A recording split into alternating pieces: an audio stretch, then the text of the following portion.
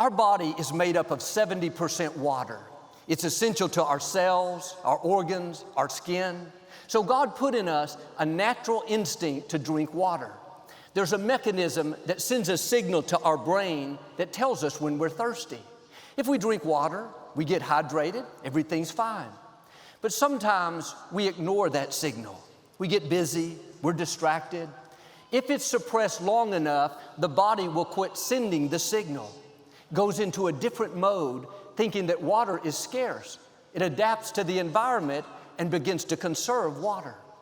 A leading expert said that most of the clients he sees are chronically dehydrated. When he asks why they don't drink water, the common response is, "I'm not thirsty." Now, I believe the natural parallels the spiritual. God created us to be thirsty. He put dreams in our hearts. He's given us goals to pursue. Even when we're in difficulties, there's something telling us that we're supposed to overcome.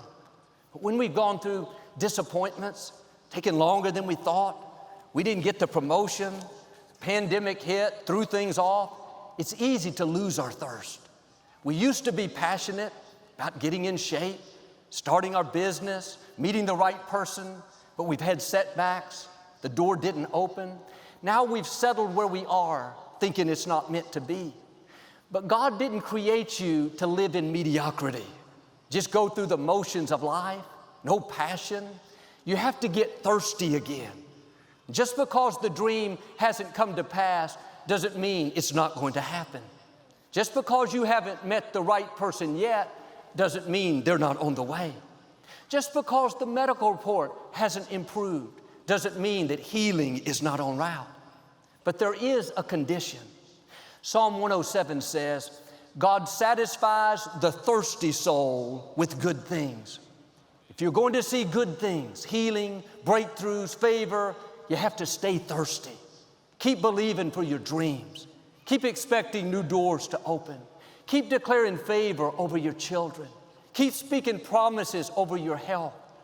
God didn't put a dream in your heart that He can't bring to pass. There's not a problem that you're in that He can't bring you out of. The question is, are you thirsty?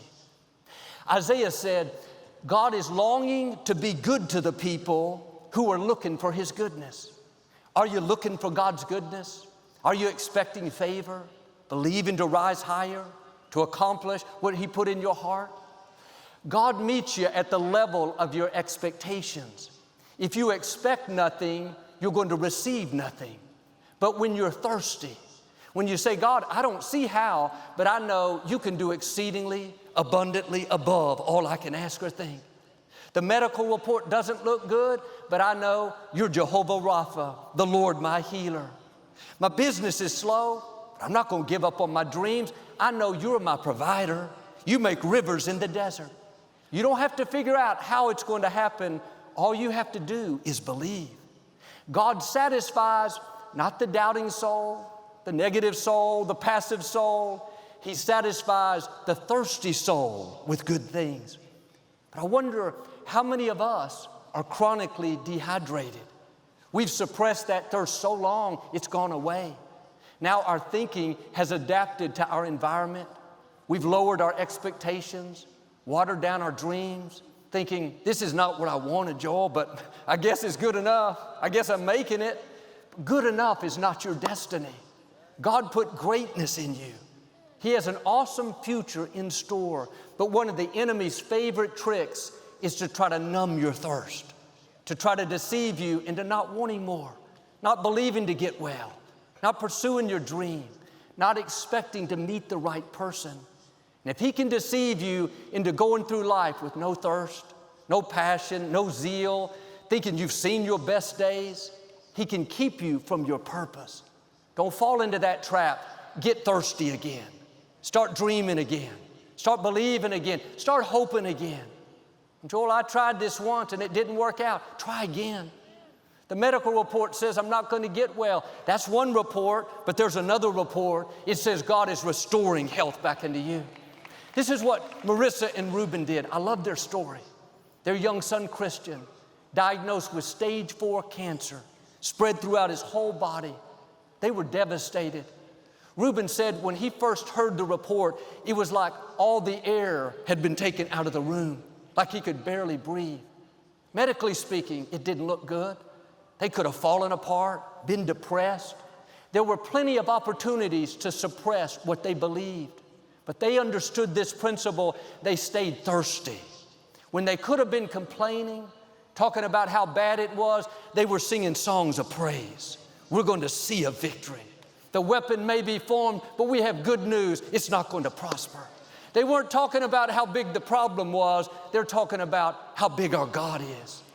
When you're thirsty, angels go to work. When you're thirsty, miracles are set in motion.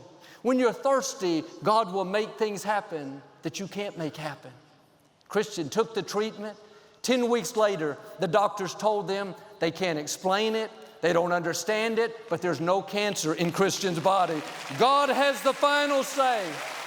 My question is, are you thirsty, or have you let the circumstances suppress your faith? Who told you you can't get well? Who told you your business can't be successful? Who told you you've reached your limits, that this is as good as it gets? Don't let other people numb your thirst. Don't let what you see talk you out of what God promised. Don't let time cause you to give up on the dream He put in your heart.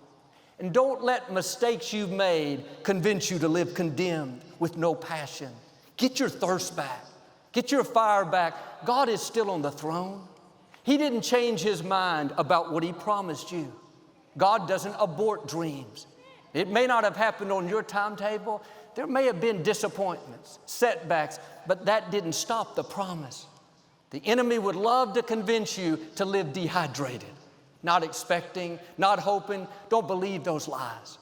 I may not be the most interesting man in the world, but I am telling you, stay thirsty, my friends. 2 Kings chapter 3, the people of Judah headed out into the desert to fight this enemy army. They didn't realize that all the streams had dried up. Day after day, they had no water for themselves or their animals. They were so thirsty. On the seventh day, they were camped in a valley where it never rained. It was the worst place to run out of water. Looked like they would be an easy target for the enemy that was approaching. The prophet Elijah showed up and told them to dig ditches all through the valley to prepare for the water that was coming. You would think they would be excited. This is great news. Elijah said, water is on the way. But I can imagine by this time, they were all dehydrated. They had suppressed their thirst so long, they were beyond being thirsty. They were so tired, so worn out. They thought, Elijah, we don't want to dig ditches. That doesn't make sense. It never rains out here. Sometimes God will ask you to do things that you don't understand so you'll get your thirst back. When we've been dehydrated a long time, we haven't stretched our faith, believed for favor, healing, breakthroughs, God will ask you to do something out of the ordinary. Don't talk yourself out of it. Dare to trust Him. If you'll do what He's asking, you'll see water, increase, abundance like you've never seen. The people finally decided to dig these ditches. Thoughts were telling them it's a waste of time. What good is this going to do? But they just kept on digging. Jesus said, he that hungers and thirsts after righteousness will be filled. Notice the principle. You have to be thirsty before God will fill you. They had to dig ditches in faith before any water would come. They were saying by their actions, God, we're thirsty. Yes, we're in a desert, but we believe you can bring water. We don't see a way, but God, we know you still have a way. Now, God could have brought them water without digging ditches. He could have done it despite them being dehydrated, doubting, negative. How can this happen? But God says, if you're thirsty, I'll show you good things. If you're thirsty, I'll fill you with water, with health, with abundance. When we've been without water for days, like these people, difficulties aren't turning around, dreams aren't coming to pass, it's easy to let that numb your thirst to where you become chronically dehydrated. We're in a valley. We need water, healing, restoration, but we're not digging any ditches. We're not believing for our dreams, declaring favor over our finances, speaking health over our bodies, taking steps to accomplish that goal. You have to get thirsty again. Here's the key. How many ditches you dig is how much God is going to fill. The only thing that limits God is our capacity to receive. If you have a little vision, you're going to see little favor. If you believe to just make it through this year, then you're going to just struggle through it. Why don't you dig some more ditches? Why don't you get more thirsty? God, I'm not just believing to survive this year, but I'm believing for overflow, to have a blessed, favor-filled, productive year. I'm not learning to live with this sickness. God, I'm believing for total health, for complete victory, that I'll run and not be weary. Or yes, I've had setbacks. Life has thrown me some curves, but I'm not living dehydrated. I'm still thirsty. I'm believing what was meant for harm, God's turning to my advantage, that my latter days will be better than my former days. Don't dig one little trench. You need to get a bulldozer and dig some big ditches. Make room for God to do big things in your life. What He has in store for you is more than you can imagine. Elijah told the people, if you'll dig the ditches, if you'll get thirsty again, you will see neither wind nor rain, but this valley will be filled with water. God was saying, what I'm about to do is not going to happen a normal way. It's going to be uncommon, unusual, out of the ordinary. That's why when you look at the situation, you may not see a way. All the circumstances say, you'll never get well. You saw the medical report. You can't accomplish your dream. Man, you don't have the funds. You'll never break that addiction. It's been in your family for years. In the natural, that's true, but God is supernatural. He can bring water without rain. That means you may not see any sign of it. No clouds, no lightning, no thunder. These people were in the desert. Blue skies, sunshine, but the next morning, water started flowing into the valley supernaturally, filled all the ditches. The scripture says, soon there was water everywhere. God has some soons in your future. It looked like it'd take a long time, but soon you get well. Soon your business turns around. Soon the right person shows up. One touch of God's favor, and soon your ditches are filled. Now, this doesn't happen for people that are passive, complacent. Joel, why should I dig ditches? Why should I get my hopes up? Look what I've been through. Look what I didn't get. Look how big this obstacle is. That's the enemy trying to numb your thirst, convince you to settle for less than what God has for you. You have to stir your faith up. God, I believe that what you started in my life, you will finish. That I haven't seen my best days. That the path of the righteous, my path, is getting brighter and brighter.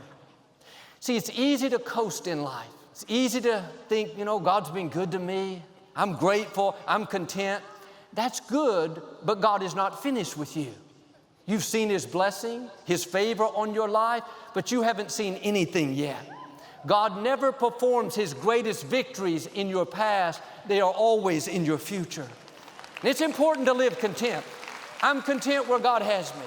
I'm grateful for His blessing, for His favor. I thank Him every day, but I'm not satisfied to stay where I am. You weren't created to reach one level and get stuck there. In your attitude, your career, in your relationships, in your walk with God. Stay thirsty. God has new mountains for you to climb, new friendships, new levels of influence, favor, leadership. It's good to be grateful for what God has done, but you can't put your faith on hold. You need to be stretching, growing, pursuing, knowing that there's more in store.